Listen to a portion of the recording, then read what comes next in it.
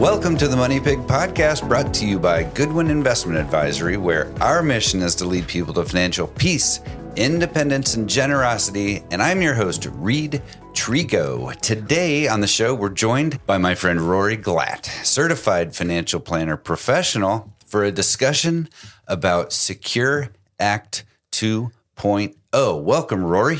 Thank you for having me, Reid. It's awesome for you to join me again, because I like to get smart people in the room with me. And when we talk about this kind of stuff, I need extra help. So you'll be very helpful today. Yeah, awesome. Let's do it. All right, good. So the Secure 2.0 Act was passed in December of 2022, December 29th, right between Christmas and New Year's when nobody's paying attention. Very busy season of life. Busy season of life. Passed by Congress, it's a $1.7 trillion omnibus bill. Just fund the government. So it's controversial, but they do this kind of stuff because actual budgeting isn't really effective for them anymore in Washington or something like that. But they passed the Secure 2.0 Act. Do you know what SECURE stands for?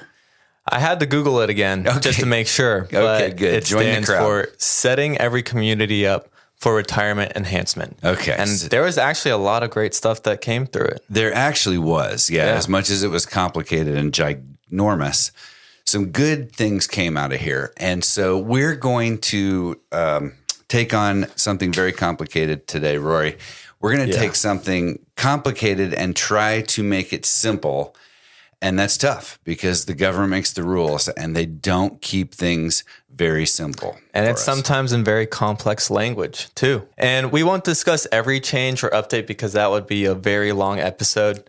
So we'll just review and answer the ones that clients have frequently asked us about. Absolutely. So that's what we want to do because we see clients and we see them ask these same questions. And these are the big ones. So let's start with number one.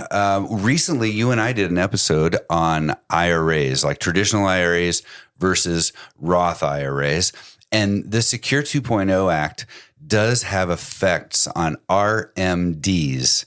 They do. So tell us what RMDs are, first of all. Okay, so RMDs, they stand for required minimum distributions. At a certain age, which recently has changed, the government forces you out of your pre-tax accounts or certain accounts to take money out and pay taxes on that. And you have to do that every year once you hit a certain age.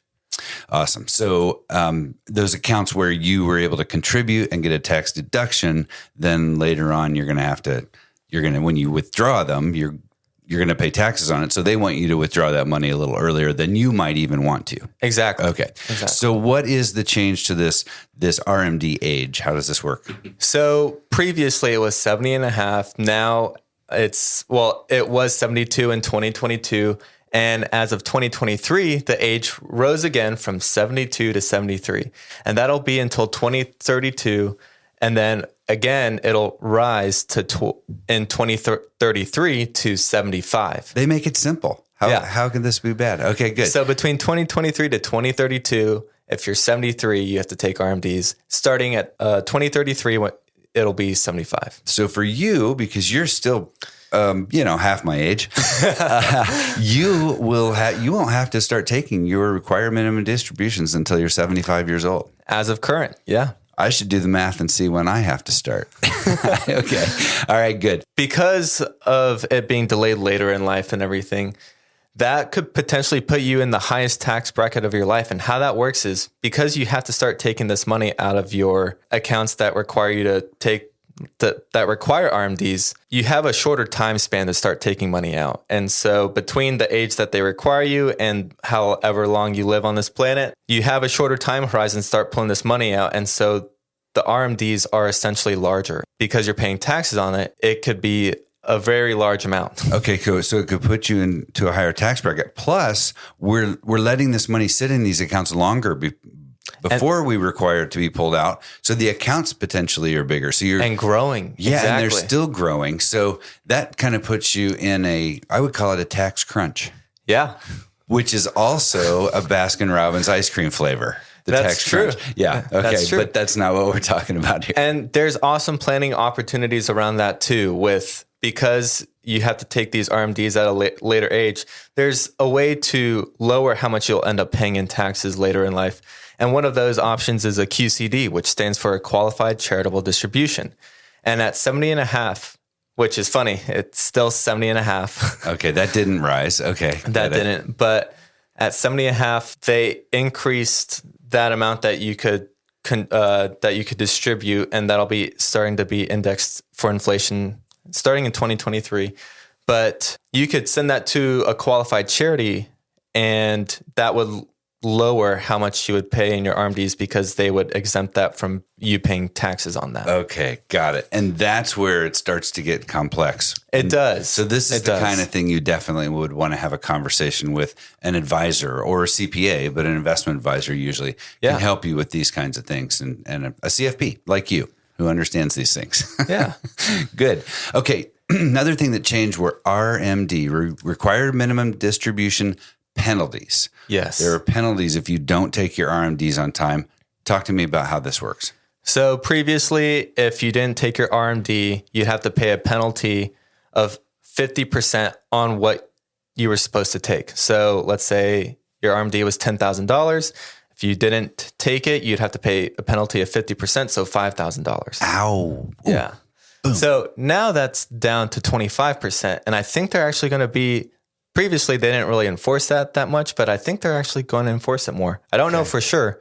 But another thing that you could do is if you take your RMD by the end of the second year after it was due, you'd only have to pay 10%. Okay, well that's nice. Yeah. Okay, good. But just keep it there. Yeah, that would be better. Let's just take it when you're supposed to, and that's exactly. If you have your retirement accounts with a broker or whatever, or an advisory like ours, we're always going to let people know. Yeah. When their RMDs are due. Wonderful. Now, there are other types of accounts that can have a Roth flavor. That's right? true. And they've added a couple new ones here in 2023. As of 2023, you can now start to have a simple or SEP IRA has a Roth portion. And also for your employer contributions to a qualified plan, meaning like a 401k or 403b, they could start contributing to those accounts as Roth. So the employer portion used to always have to be pre-tax, but now it's Roth, which is awesome. But they don't have to do it. It's optional. And usually there's some fees that are incorporated into that and takes a little bit of time to take into effect. So yeah. Because when employers are sponsoring a 401k, I remember doing it for a company I owned years ago. It was pricey to set it up. Mm-hmm. And then I imagine to make any change like this in the way it's administered, there's a fee with that too. So it'll take these companies a little while to adjust and implement these things. But like a simple IRA, that's also an acronym that I don't remember right now. I just know that simple IRAs are not simple. The SEP IRA, the self-employed pension IRA, should be called a simple IRA, but it's for self-employed people, and it's a great savings tool for retirement. So that's great now that people can contribute to that on a Roth basis. Yeah. So that's wonderful. It gives them more options. Okay, so let's talk about what changed regarding catch-up contributions. First of all, what are catch-up contributions? So catch-up contributions are essentially when you hit a certain age, you're able to contribute more to your retirement accounts so you can accelerate that process. So in case you haven't saved enough or you want to start saving more, they give you an option to put a certain dollar amount. Okay, so you can catch up, so this is named very appropriately, right? Okay, so give me some other examples here. So a lot of these are starting in 2024, and for an IRA, for example, this is an awesome thing that the catch-up contribution is $1,000 still, but now it's going to be indexed for inflation. It should have been done before. That's true. So what that means is somebody who's under, say, 50, gets $6,500 a year they can put to an IRA. As of 2023, yeah. And $22,500 a year they can put in a 401k. Correct, yeah. And even more than that into a SEP. Sort of. There are always so many factors that go in. So, but if you're over 50, your contribution on an IRA is increased by $1,000. That's your catch up. Yes. And on a 401k, it's like a catch up of like $7,500 more. Correct. Yeah. So that's amazing. Yeah. And then for 401ks and 403bs, those qualified plans, the catch up contributions for those that for an employee that makes over 145,000 indexed, that they must be Roth. So that's another thing that came out, and that'll start in 2024. So yeah, lots of different things. And there's even more to add to the catch-up contributions that you could talk about with your advisor. Yeah, or tax professional or whatever. There are a lot of different rules about this. Like I said earlier, it's very complex. So one final thing we want to talk about is this whole thing about 529 plans. Clients come in, I talk to them, you talk to them. They want to save for their child's college, but they're concerned about contributing money to a 529 because they know that it can only be used for qualified educational expenses, which is usually college. Now, over the last few years, they made it available for some private school tuition K for through secondary. 12, Yeah, $10,000. Other certification programs, not just colleges. So this is really nice that they've relaxed that rule, but now they've actually relaxed it even a little bit more. Or I don't know if it's relaxed. They've changed the rule. They've a little bit changed it, updated it. So what are the rules now? They've given us 529 can now be converted into a Roth IRA for that child. But tell me some of the rules around it. Yeah, so there's definitely some guidelines that they put for this. So the first one is the 529 has to have existed for at least 15 years. And I don't know if that means like it just has to have at least like $1, like you just have to have an account and put a small amount in there and it's got to exist for 15 years. Kind of like a Roth IRA, you have to have it for at least 5 years. It's also limited for the contributions to $6,500 a year for 2023. Based on the year that you want to convert your 529 to the Roth, the owner of the Roth has to be also the beneficiary of the 529 plan, but they have to have compensation.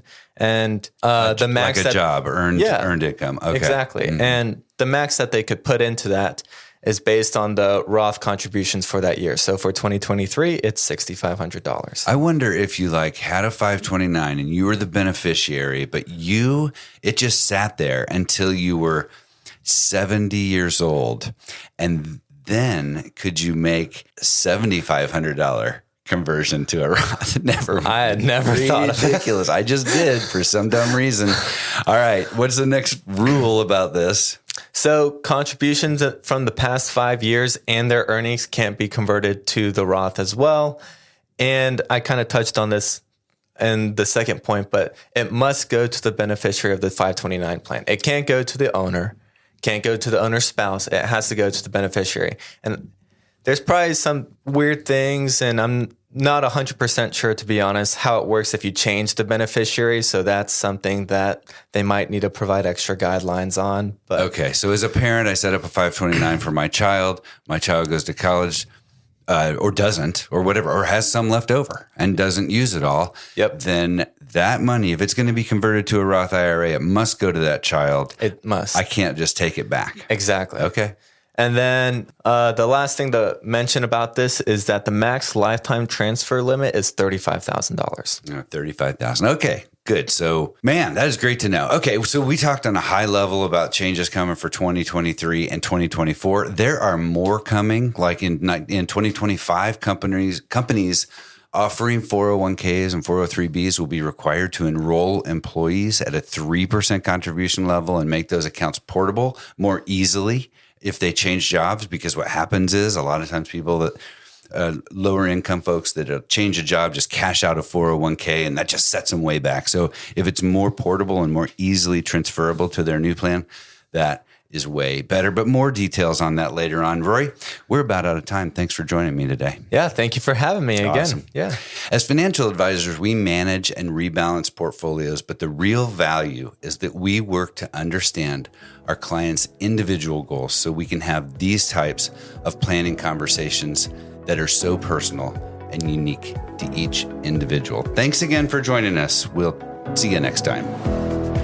The Money Pig podcast is hosted by Reid Trigo. Goodwin Investment Advisory is a registered investment advisory firm regulated by the Securities and Exchange Commission in accordance and compliance with security laws and regulations. Goodwin Investment Advisory does not render or offer to render personalized investment or tax advice through the Money Pig podcast. The information provided is for informational purposes only and does not constitute financial, tax, investment, or legal advice.